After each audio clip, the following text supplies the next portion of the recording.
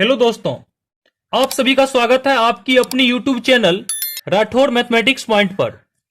आज हम लोग त्रिकोणमितीय अनुपात के संबंध के बारे में स्टडी करेंगे।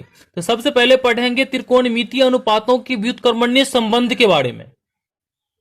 जैसे साइन और कोसेक थीटा के बीच में क्या रिलेशन है, टेन और कॉट थीटा के बीच में क्या रिलेशन है, और कॉस और सेक थीटा के बीच में क्या रिलेशन है। सबसे पहले एबीसी एक समकोण त्रिभुज लिया जिसमें बी समकोण है और मानते हैं कि एंगल सी का मान थीटा है।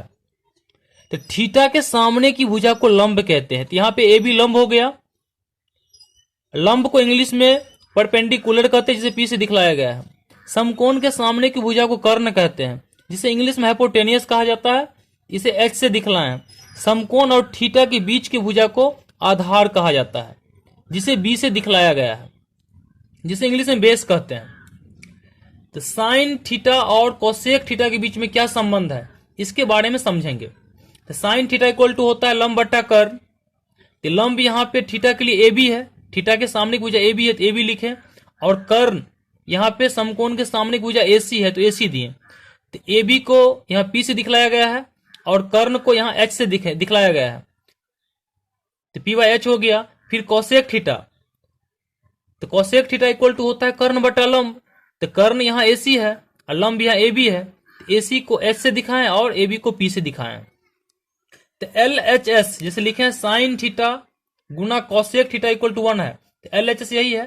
तो साइन थीटा गुना कोसेक थीटा, तो साइन थीटा के बदले क्या लिखे, पी बाई एच लिखे, और कोसेक थीटा के बदले एच बाई पी लिखे। तो H H cancel, P P cancel, तो 1 गुना 1 का मान कितना आ जाएगा, 1 आ जाएगा। तो साइन थीटा और कोसेक थीटा के बीच में क्या रिलेशन है, तो साइन थीटा और कोसेक थीटा का मान जो होता है, साइन थीटा गुने कोसेक थीटा का मान कितना आता है, 1 आता है।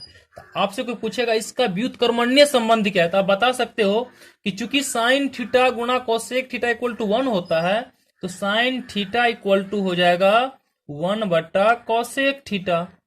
ये व्युत्क्रमणीय संबंध है। या कोसेक थीटा इक्वल टू 1 बट्टे साइन थीटा होगा। ये व्युत्क्रमणीय रिलेशन है।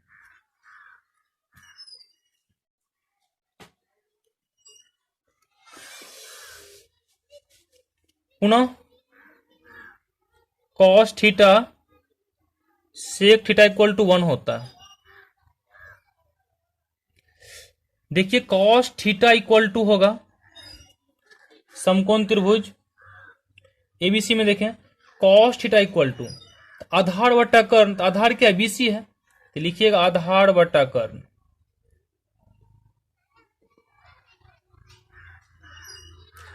आधार यहां बीसी है और कर्ण एसी है। फिर लिखिएगा सेक थीटा कर्ण बटा आधार। तो कर्ण यहां पे एसी है और आधार क्या है, बीसी है। आधार को बी से दिखलाया गया है और कर्ण को एच से, कर्ण को एच से और आधार को बी से। तो लिखिएगा L H S equal to cos theta गुना सेक थीटा। तो कॉस थीटा का मान कितना है, बी बाई एच है, और सेक थीटा का मान है H by B. H H cancel, B B cancel हो गया, तो 1 गुना 1 यानी 1 आएगा। आप लिख सकते हैं कॉस थीटा गुना सेक थीटा इक्वल टू 1। तो कोई पूछेगा आपसे कि कॉस थीटा और सेक थीटा के बीच व्युत्क्रमणीय संबंध क्या है, तो आप बताइएगा। चूंकि कॉस थीटा गुना सेक थीटा इक्वल टू 1 होता है, इसीलिए कॉस थीटा इक्वल टू क्या हो जाएगा, 1 बट्टा सेक थीटा।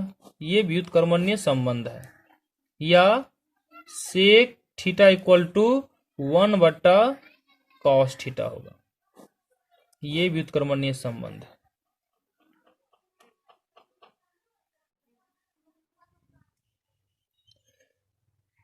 जैसे टेन थीटा और कॉट थीटा के बीच में क्या संबंध है, तो टेन थीटा गुने कॉट थीटा इक्वल टू 1 होता है। तो कैसे होता है इसके बारे में समझेंगे। जैसे एबीसी एक समकोण त्रिभुज है, तो यहां देखिए टेन थीटा इक्वल टू क्या होगा, टेन थीटा, इसका फॉर्मूला होता है लंब बट्टा आधार। तो लंब यहां ए बी है और आधार बी सी है, तो लंब को पी से दिखलाते, आधार को बी से। फिर कॉट थीटा, तो कॉट थीटा इक्वल टू होगा आधार बट्टा लंब। तो आधार बी सी है और लंब ए बी है, तो बी सी को बी से दिखला रहे हैं और लंब को पी से। आप लिखिएगा L H S equal to जैसे क्या है tan theta into cot theta. तो टेन थीटा को यहाँ पे जैसे पी बाई बी से दिखा रहे हैं और कॉट थीटा का वैल्यू कितना है बी बाई पी है, तो बी और बी कैंसिल हो गया, पी और पी कैंसिल हो गया। तो यहाँ पे टेन थीटा और कॉट थीटा, टेन थीटा गुना कॉट थीटा का वैल्यू कितना आ गया, यहाँ पे 1 आ गया। तो पूछेगा आपसे कि टेन थीटा और कोट थीटा के बीच व्युत्क्रमण्य क्या संबंध है, तो टेन थीटा इक्वल टू होगा 1 बाय कॉट थीटा, या कॉट थीटा इक्वल टू हो जाएगा cot theta equal to 1 by tan theta. ये संबंध है टेन और कॉट के बीच में, इसे आप लोग याद रखेंगे। तो मैं उम्मीद करता हूं कि आप लोगों को अच्छी तरह से समझ में आ गया होगा। यदि वीडियो पसंद आए तो लाइक, सब्सक्राइब तथा शेयर करें। यदि किसी तरह की दिक्कत हो तो आप कमेंट करके जरूर बतलाएं। धन्यवाद।